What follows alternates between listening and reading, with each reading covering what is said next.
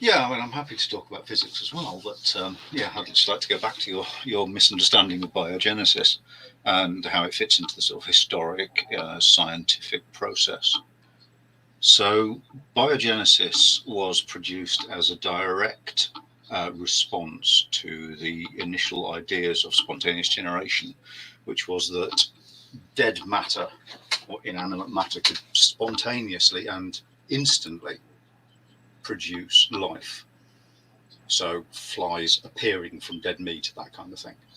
And biogenesis was developed, derived, observed as a current scientific idea that refuted that. Well, you're wrong, Vincent. I do have a understanding, not a misunderstanding, of biogenesis as well as spontaneous generation and abiogenesis. As a matter of fact, abiogenesis and spontaneous generation, there's no difference whatsoever except in the method by which non life brings forth life. Now, biogenesis, he's absolutely right. This is something that we observe every single day. And that is that life brings forth life, and it brings forth after its own type or its own kind. It happens every time we see a cell divide, every time an egg hatches, whether it's insect or animal.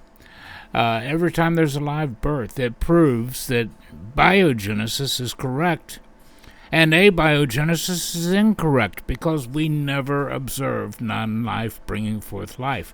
The only difference between spontaneous generation and abiogenesis is none, except the method.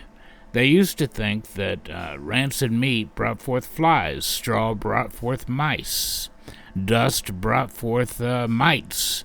But now they believe that you have all of these chemicals that randomly combine to create lipids and this and that, and they all just keep randomly combining until all of a sudden you have the spontaneous generation of life. So Yes, how do I misunderstand biogenesis? because you seem to think that it's a constant law that applies all the time across the history of the universe, Well, whereas actually it's only something that we've observed as okay. humans Can since you show humans have me? existed. Can you show me where it doesn't apply? We don't know. We don't So, know its limitations because we have only observed it now.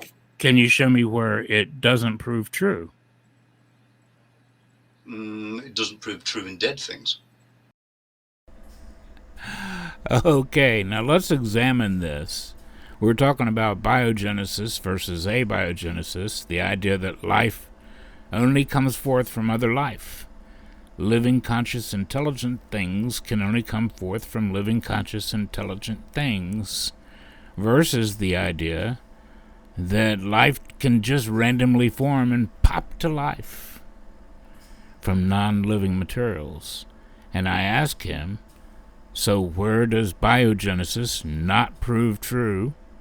Where does it not prove true that we see life only arises from life? And he says, dead things. Huh?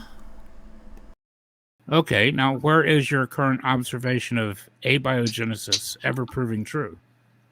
We don't have it at the moment. What are we saying? It wasn't random. It's a chemical biological process. Of course it's random, just like evolution is said to be random. No, evolution is semi-random. You have something, abiogenesis is things that just randomly combined.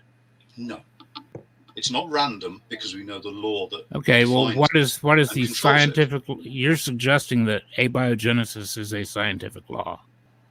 That we know Randomly, that these things randomly what? they randomly combine. No, they don't randomly combine. So, Vincent, you're a really nice guy, man, but you don't have a clue about what you're talking about here. Of course, the process, as described, as theorized, as hypothesized, is totally random. Absolutely random. Let's see what a real scientist, has to say about this. It's a nice model because as chemists, if we could go back to the origin of life and think about what is a minimal machine that can get structured randomly, so like with no prime mover, with no architect, and it assembles through just existence. So random stuff bumping in together, and you make this first molecule. So you have molecule A. Now, what's that one more time? It's a nice model because as chemists, if we could go back to the origin of life and think about what is a minimal machine that can get structured randomly, so like with no prime mover, with no architect, and it assembles through just existence. So random stuff bumping in together, and you make this first molecule. So you have molecule A.